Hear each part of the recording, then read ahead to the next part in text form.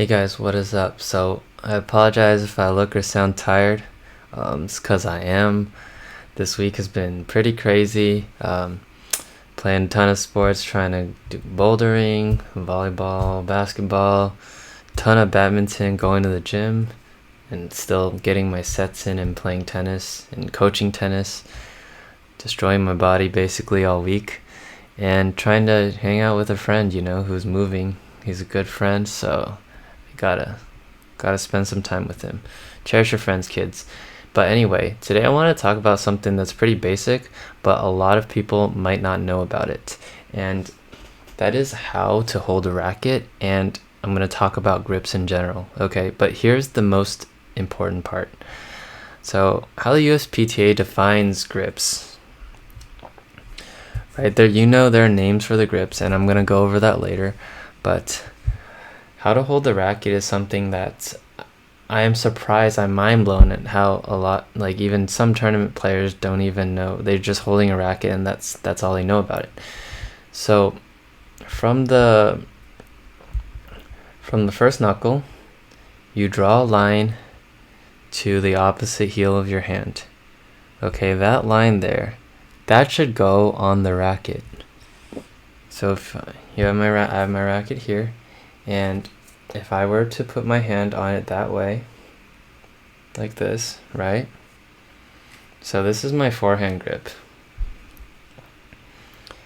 And you'll notice that it allows a crazy range of motion from top to bottom, okay? Because it's natural, it's easy for my wrist to just be here and then to go through here. Okay. And you'll notice that my fingers will have a very natural slant to them and a very natural space between my trigger finger, which I recommend having one finger space, not too much, because at that point you're too stiff, and not too little, because then the tip of the racket gets a little bit hard to control. So you're gonna have it here. All right. I see a lot of people, especially casual people, they hold it like this. You cannot hit a high ball like this because you can't get your racket like this. It's not possible. Like my wrist, you'll break your wrist trying to get a high ball like this. Okay, it's really difficult. Like, your racket will not go. It'll be slow. It'll feel like you're bunting a ball. Now, that's not to say that it's the end-all be-all, because if you do anything a billion times, you'll be decent at it.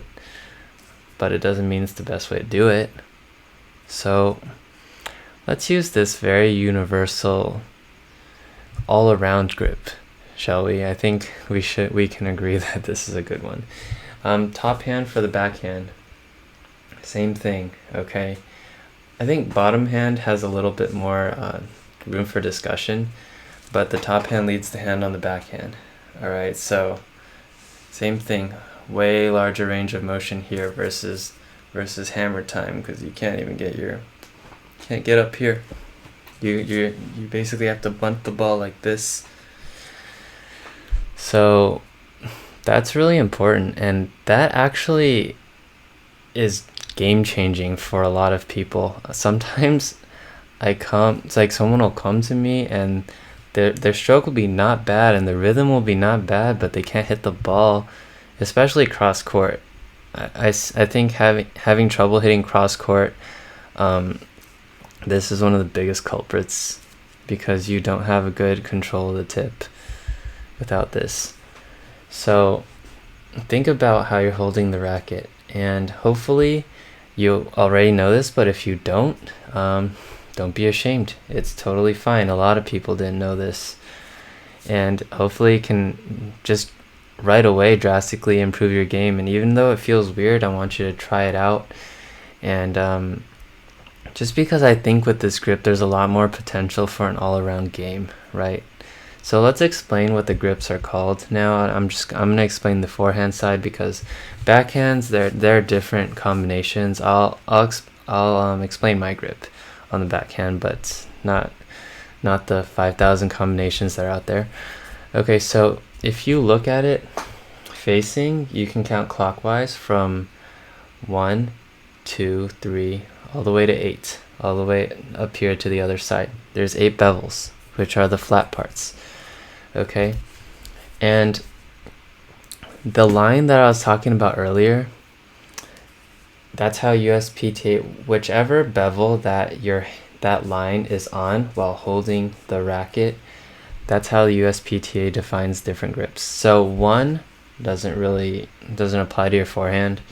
If you're holding a 1, you're probably going reverse Western at that point.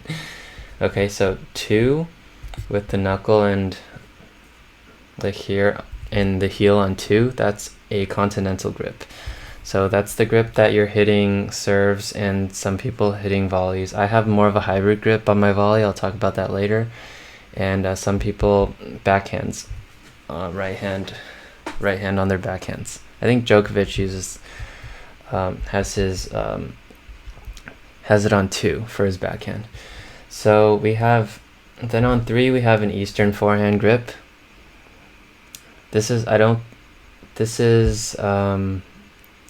typically not used for basically anything. Maybe old school forehands. I mean, continental and Eastern were a lot more popular in the era of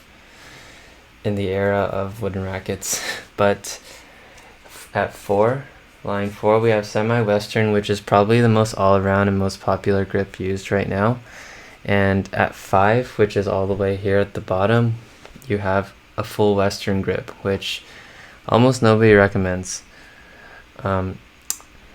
Decade ago, grips were getting more and more Western. It was a little bit worrying because coaches are like, that's not fundamentally good. But good is subjective. As long as you can win, right? But as of late, and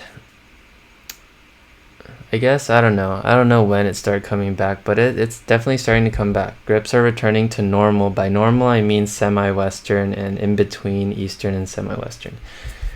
So the grip I use on my forehand is in between 3 and 4, which is in between Eastern and semi-Western.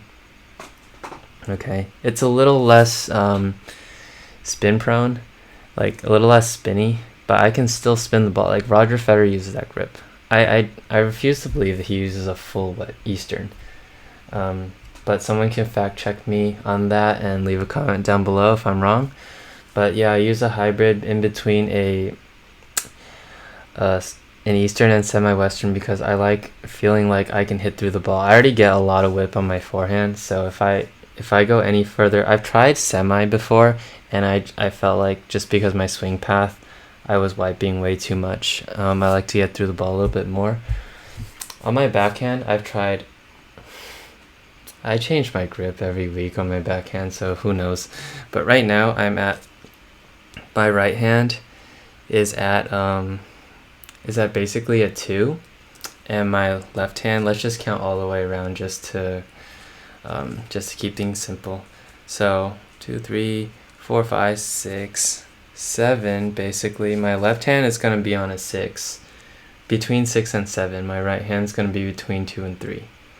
Okay. You generally want these lines to be on the opposite side of each other, but there are combinations, and I think, yeah, I'm not going to say anything I'm not positive of right now. So, but that's my general rule for when I'm teaching backhands. You can have one on each flat, like the big flats, opposite sides, whatever. There are other combinations, and people have managed to get it to work. I'm not going to go in depth of every single pro's backhand grips, but I think most people go somewhere close to what I use, which is somewhere in between continental and Eastern forehand, and then the opposite hand for that. And for volleys, I use a hybrid in between continental and Eastern forehand as well. My bottom hand shifts on volleys, and this is another debatable topic I'm not going into now, but it is found that most good volleyers do shift their hand slightly on volleys, but more the bottom part of the hand, not the top. So technically the grip is still the same. I've talked about this a lot. I think the one that first mentioned to me was Dave Hagler, one of the coaches I worked with growing up, and he's an awesome coach, very knowledgeable. So, and I didn't notice I was doing that till he pointed it out. And he also pointed out that many other volleyers, good volleyers, tend to do it as well. So I guess I'm a good volleyer, right? But yes, I really hope you guys enjoyed learning about the grip. Not the most flashy topic, but yet holding the racket is the most important thing, basically, because that's going to limit what you can do with your swing. So hopefully you guys can incorporate some of the tips. If you already knew, good for you. And if you didn't, try some things out, right? Not everyone's going to be the same. I've tinkered with my grip, like left and right. But once you find one, generally try to stick with it. Try to find one that's a little bit more, that lets you hit a little bit, more of a variety of shots there. Okay, like you don't want your grip to limit your game, at the very least. Okay, so anyway, hope you guys learned a lot. Comment down below what grip you like to use, forehand, backhand serve, whatever. And someone fact check me on that Federer thing. I don't like to give out wrong info. So anyways, hope you guys have a good day. Peace out, and subscribe. I really like talking to you guys. It's been cool seeing more comments flowing in. So yeah, have a good